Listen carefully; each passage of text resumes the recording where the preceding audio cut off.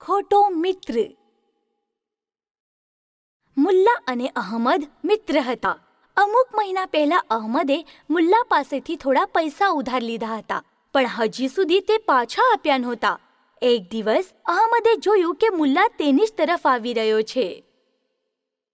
અરે, મુલ્લા આવી રહ્યો છે. એ હમણાં પૈસા પાછા માંગશે. હું પેલા થાંભલા પાછળ સંતાઈ જાઉં છું. અરે અહેમદ, અરે ઊભો રે, ઊભો રે. અહેમદ હંમેશા મને જોઈને ભાગી જાય છે. કદાચ એણે મારી પાસેથી પૈસા લીધા છે, પાછા નથી આપવા માંગતો. મારે આ વિશે કંઈક કરવું પડશે. બીજા દિવસે હું આ થાંભલા પાછળ સંતાઈ જાઉં છું. અહેમદ જરૂર આ રસ્તેથી જશે.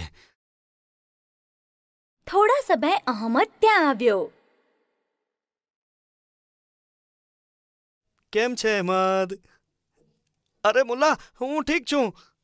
ચાલ દોસ્ત, આપણે બજારમાં એક આંટો મારી આવીએ. એણે પૈસાનો વિષય કાઢ્યો નહીં. એનું દેવું ભૂલી ગયો હશે કદાચ. વાહ વાહ, બહુ સારું થયું. અચાનક ત્યાં ચોર આવ્યા. હે, ચાલો પૈસા કાઢો, નહીં તો તમને જાનથી મારી નાખીશ. અરે, મારી પાસે તો માત્ર મુલ્લાના પૈસા છે. મુલ્લા, આ તારા પૈસા લે ભાઈ. અને આના વ્યાજનું શું? આ લે, વ્યાજ પણ લઈ લે.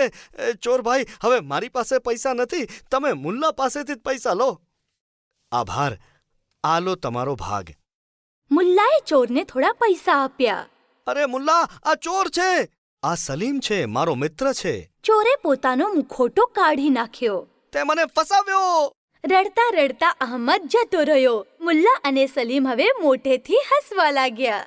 સાર, ફસાવવાવાળાના નસીબમાં ફસામણ જ આવે છે.